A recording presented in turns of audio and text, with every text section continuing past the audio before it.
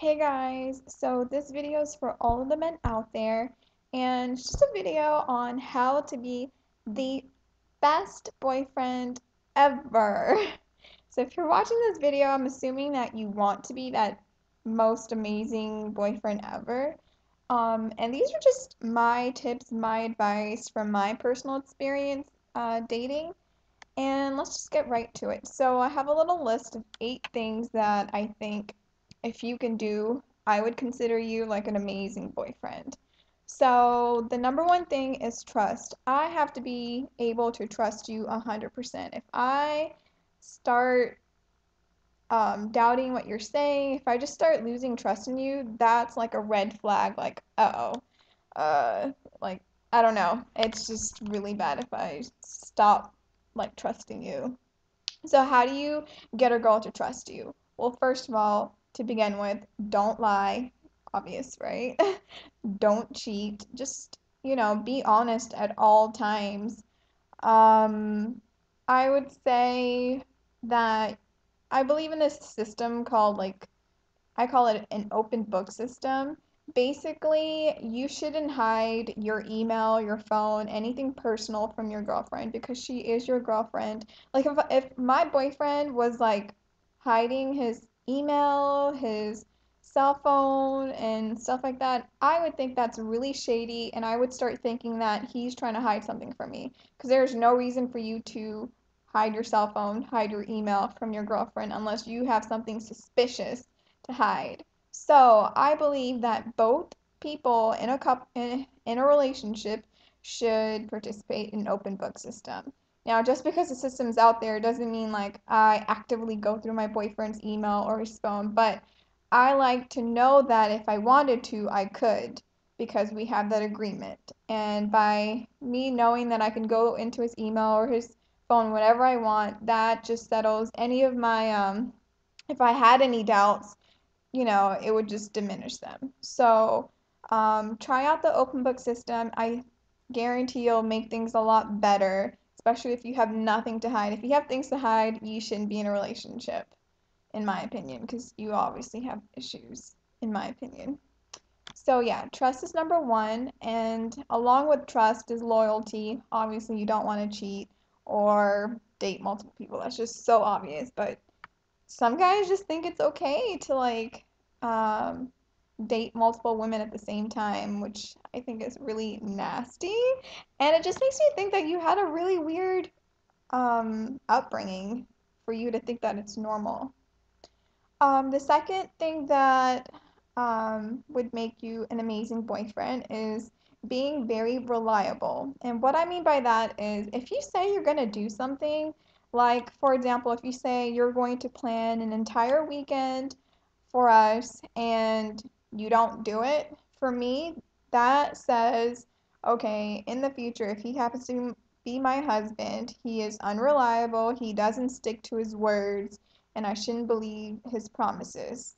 So, you need to be reliable. So, whatever you say, whatever you promise, whatever you say you will do, stick to your words. Your words, in my opinion, should mean a lot. Like, when I listen to a guy, promise me something or say he'll do something, I believe it in every sense. And once he starts letting me down and start becoming unreliable, that's a red flag. Like, this guy's not reliable. And to me, that's not a good boyfriend characteristic. That's not a good husband characteristic. You guys will realize that what I tend to do is I look at these boyfriend characteristics and relay them to how he would be as a husband. So yeah, be reliable, stick to your words. The third thing is every girl wants to feel like her boyfriend is passionate about them.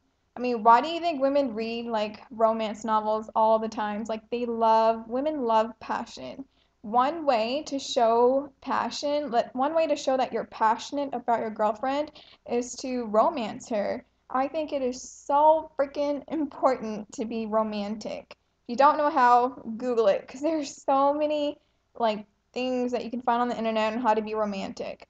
And you don't have to do anything like too extravagant, like rent out a big yacht. You can do something small, like I don't know, if she's coming home from work, surprise her with roses one day, and change it up. Don't always do roses. Like, do tulips another day. Do her favorite chocolate. If she likes fried onion rings, you know, surprise her with some onion rings. Or, I don't know, like, light up some candles, just be passionate, be romantic. Romance to me is just so important because I need to feel like a guy is passionate about me. And romance is one way that I feel like, he's passionate about me and that he cares about me. The fourth thing is my boyfriend needs to be an awesome listener. And so what I mean by a good listener is, for example, if I'm having an issue or if I need a vent, I want my boyfriend to listen to what I have to say without giving me solutions. Every guy feels like they have the solution to all of life's problems, and that's not the case. I just want a guy to like listen to me, like listen to what I have to say, take it in, and don't say anything. Just be like, uh-huh, okay, all right, I feel you, I understand where you're coming from, stuff like that. Don't immediately give me solutions because that's not what I need. Unless I specifically ask you, babe, what do you think I should do? Don't offer any solutions. Just sympathize when I'm venting or when I'm talking about like some issue that I'm having. So be a good listener. And also, you don't want, like, I don't want a guy that just, like, is listening but isn't actively listening. And sometimes I'll do some test questions just to see if he's listening. But yeah, be a good listener. The fifth thing is to be attentive to your girlfriend's needs. And what I mean by that is, like, for example, if your girlfriend says that she's having a very stressful week because she has multiple exams or whatever, as a boyfriend, if I was a guy, I'd be like, okay, my baby's stressed out. What can I do to help alleviate some of her stress? And it doesn't have to be anything grand. It could be something small, like one day if she's coming back from school or from work, I'll run the bath water for her and like have candles and have her favorite music playing just so she can relax a little or book, a 1 hour massage at some spa. Something small like that. Um, so yeah, just being attentive to her needs. If she says, "Oh, I ran out of this," and she just like, passingly said that, if a guy, like if I say something and I didn't expect a guy to remember and he remembers and he actually like acts on it, like to me that's the most special thing ever. It's like, wow, he actually listened to me and he actually cares about me. So being attentive to her needs is a biggie. It Yeah, that scores a lot of brownie points with me.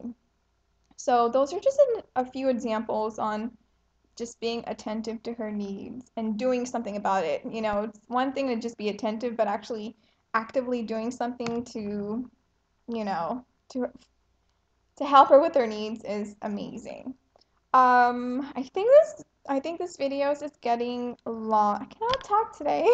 I think this video is getting long, so what I'm gonna do is have a part two, and I'll have the link down below. I hope you guys have enjoyed this video so far. I think I have one, two, three more things to talk about, and that will encompass my best boyfriend ever characteristics. All right, guys, enjoy. Bye.